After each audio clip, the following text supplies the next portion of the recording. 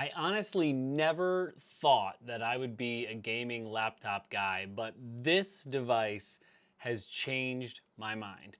I always thought that I was just going to be the guy with the desktop in my office and gaming room, and I've got that going on, and then, I'll just play my Steam Deck on other times. Well, I got a gaming laptop because that's what I do. I buy things. I have been so incredibly surprised at how fantastic this thing is, from a performance aspect to an aesthetic aspect to tactile and really everything that you can think of. So I want to talk to you today about this wonderful little device called the Legion Slim. And this is the 7i that I got with a 3090 and a 4070 in it. And I want to tell you why this really, I think, is the best gaming laptop you can buy right now. This thing is incredible. We're going to go over everything from aesthetics to portability to battery life, screen, game performance, all of that stuff. All right, so let's dig in. First of all, as I said, this is the i9 13th gen version, okay? It's got a 4070 inside of this thing. It is so upgradable, right? It is so upgradable just with these screws here on the outside. You pry it open with a credit card and you can easily slip another SSD in there, which is fantastic. So I upgraded mine up to 4 terabytes. It came with 2 and up to 50 gigabytes in RAM, right? And that was so easy for me to do, just with a very, very simple install and taking this thing open. But let's talk about aesthetics. This thing is sleek. I mean, look at this brushed metal aesthetic that it's got going on. It's so thin. I mean, how many of you have a gaming laptop right now that is this thin, that is packing this kind of power in it, you know? And I'm just so impressed with it. It looks amazing. And if we just open it up here, you can see that the keys, they have that Lenovo keys where it's just slightly indented at the top here, right? You just have that great key shape. You get this number pad over here and you can turn number lock on, and then I just love having the number pad there. But laptops don't think of these things. They just don't put these things in. They're like, they don't need that, right? Well, I love having it there.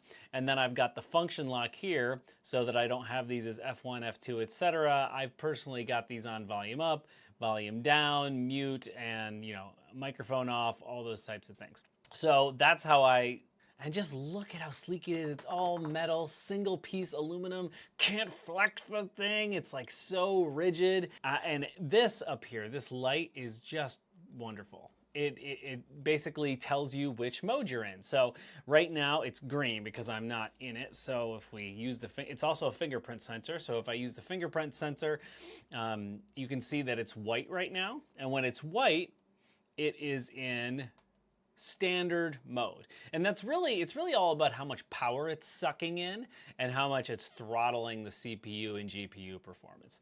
So this is like its standard, it's called the automatic mode. And then if you just press function Q, it switches to silent mode. And so again, it really just mostly changes the wattage amount, and you're obviously going to get a difference in FPS. Usually for me, it's about 10 FPS difference, obviously, depending on the game, depending on which mode that you're in. Most games run great on the blue silent setting because the fans do get really loud on this thing. I have to say, the fans, it's like a jet taking off. I mean, the fans do get extremely loud, but it's totally worth it.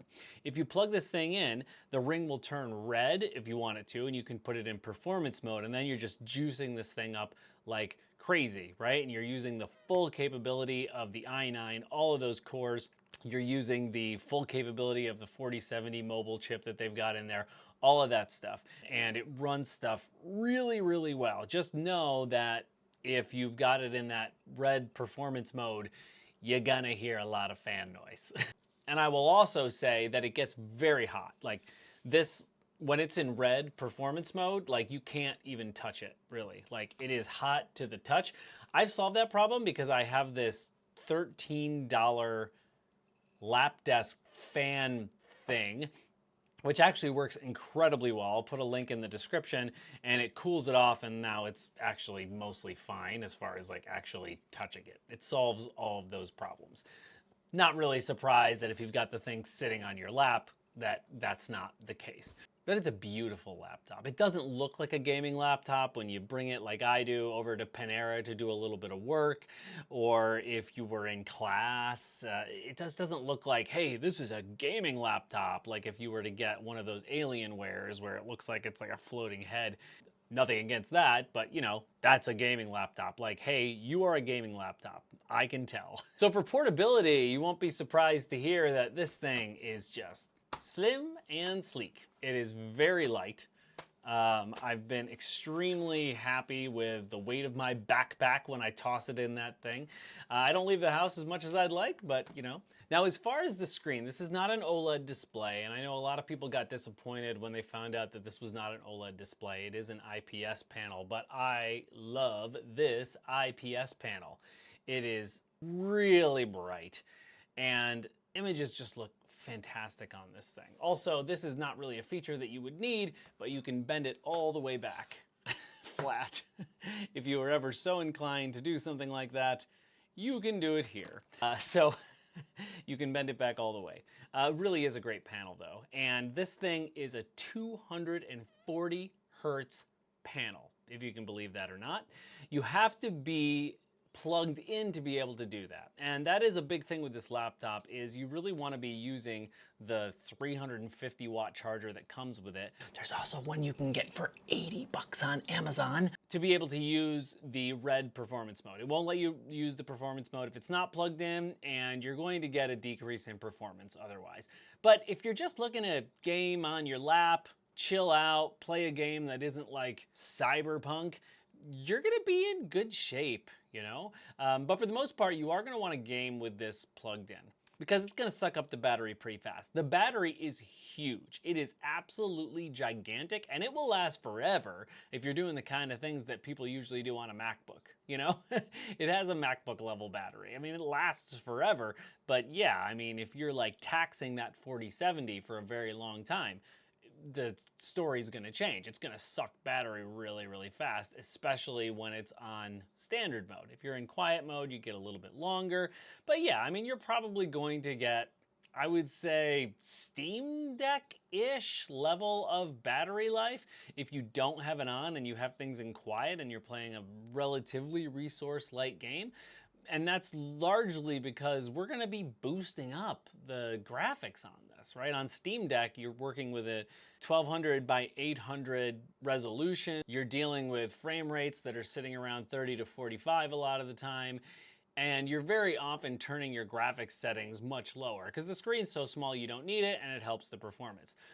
This sucker is powerful. You're gonna wanna use its graphical powers. I mean, if you're running DLSS especially, like, you're gonna get some really good results with, I've played everything from Cyberpunk to Elden Ring on this, and I have always been extremely impressed. Do like the keyboard. Keyboard's great, full RGB. You can customize it as much as you want. It can be whatever you want. Usually what I do, I have it all on blue here, but a lot of times what I'll do is I'll put this on one color, this stuff on one color, and this on one color, which is a feature of the Lenovo software that's built in, which I personally think is pretty cool.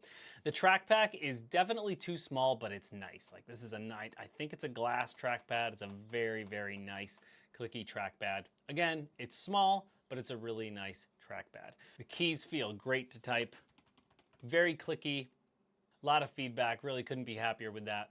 If you look on the back, you'll see the port situation. So here is the power, and so that's really Lenovo's proprietary, is the only way that you can go. And like I said, there is one on Amazon you can get that's cheaper, but you're gonna have to use the one that's built into it if you want to get that kind of wattage to push the performance mode. It will charge on USB-C with these two ports. One is a Thunderbolt port and the other one is a PD charging port. You can only get a max of 140 watts on that though, just so that you know. So you can only run up to the white automatic mode on that, and you're still gonna be probably losing some battery while you're playing games just because of the pure wattage coming in there. Whereas you can charge this laptop so ridiculously fast with Lenovo's charger, it's hard to describe. You got a full HDMI here, which is nice, and three classic USBs. This one right here is used for always on. So like even if the laptop is shut or whatever, this one you can program in the settings to sort of always be feeding out if you'd like. And I do usually have my fan plugged into this one, my lap desk fan. And so you see the vents here. The speakers seem to be in the bottom. So if you have this thing resting on your lap, you know, because it's a laptop, you're gonna be a little bit disappointed with the sound. It's gonna sound a little bit muffled because you're covering up the speakers. I don't love that, but that is the case. And I'm not really sure, to be honest with you, if it's over here or if it's more here. I'm not really 100% sure. I just know that it's muffled. I don't have a problem anymore because now when I use this thing, I typically have it on that lap fan, and so it's always at an angle. It's always up, and so there are no problems there. It's obviously much cooler when it's tilted up, and you get better sound. So there's not really a whole lot of downsides to it if you buy the right one. And I'm telling you, just the screen just looks so good. It's so good for not being an OLED panel, and the game performance has really blown me away. I mean, it's a mobile i9, a mobile 4070. I didn't expect much when I got this, and I have just been blown away. You can pick up this computer for about $2,000, and it really is well worth the price. What do you think? Do you have one of these? Do you like the gaming laptop that you already have?